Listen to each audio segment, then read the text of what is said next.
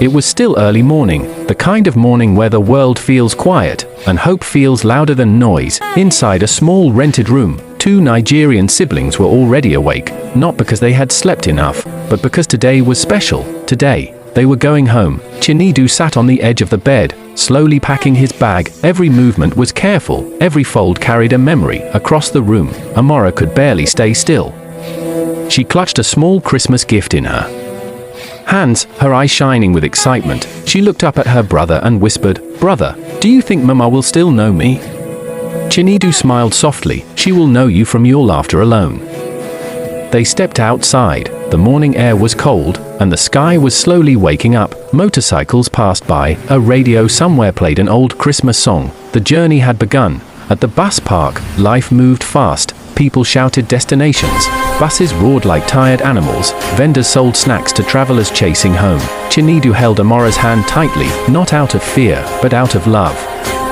Amora looked around in wonder. "So many people are traveling," she said. Chinedu nodded. "Christmas always brings people back to where they belong."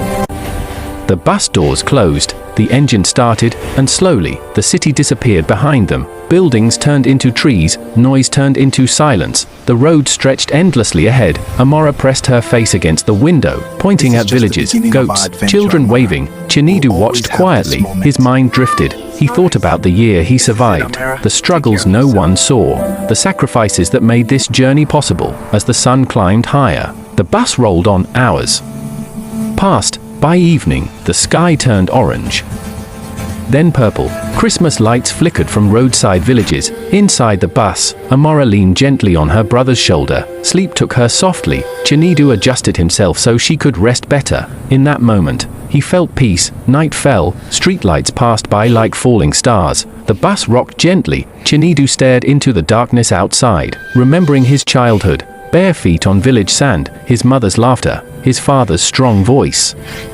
Amora stirred and whispered, "Are we home?" Chinedu smiled. "Soon, very soon." Morning returned quietly. The bus slowed down. A familiar village sign appeared. Chinedu's heart beat faster. They had arrived. As they stepped down, the air felt different. It smelled like firewood, like rain, like memories. Amora smiled. "This place smells like Mama." Before they could move far, a voice broke the silence. "My children."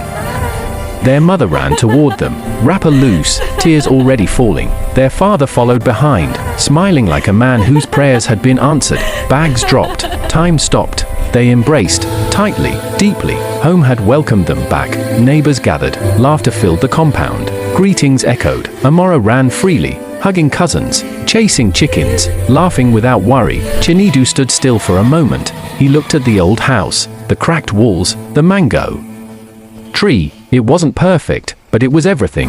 Christmas morning came with music, pots boiled over firewood. Spices filled the air, jollof rice cooked slowly, just like before. Amora helped her mother, tasting food and laughing. Chinedu sat with his father, listening, learning, remembering who he was. By evening, the table was full.